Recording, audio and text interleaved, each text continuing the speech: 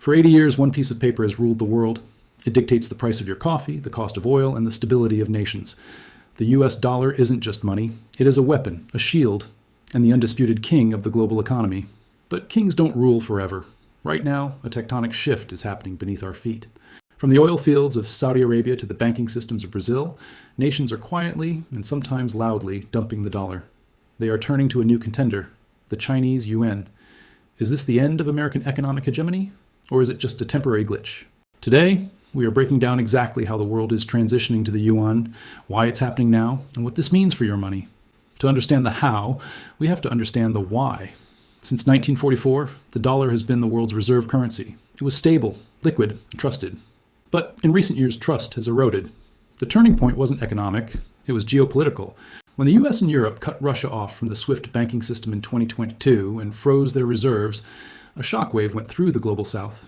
Nations like India, China, Brazil, and Saudi Arabia realized a terrifying truth. If you disagree with Washington, your money can disappear overnight. This is what economists call the weaponization of the dollar. And the reaction was immediate. Countries began looking for insurance. They needed a currency that couldn't be controlled by the Federal Reserve. Enter the dragon. The backbone of the US dollar's dominance has always been oil. The petrodollar system meant that if you wanted to buy oil anywhere in the world, you basically had to use US dollars. This created a permanent artificial demand for the dollar. But that pact is breaking. China is now the world's largest importer of oil. And they are saying, we buy your oil, we want to pay in our currency. And for the first time, Saudi Arabia is listening. It's not just oil. Look at the infrastructure. China has built CIPS, the cross-border interbank payment system. It is a direct rival to the Western SWIFT system. It allows countries to trade directly in yuan, bypassing the US banking system entirely. Russia is now using the yuan for a massive portion of its trade. Brazil and Argentina have signed deals to trade with China in local currencies. Even France has completed an LNG gas trade using the yuan.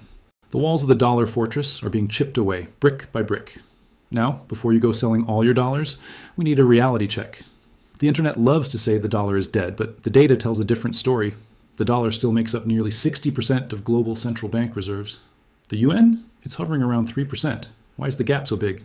Control. The US dollar is valuable because it is open. You can move billions in and out of the US with the click of a button. China, however, has strict capital controls.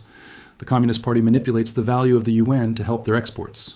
Global investors are nervous. They ask, if I put my money into China, will the government let me take it out?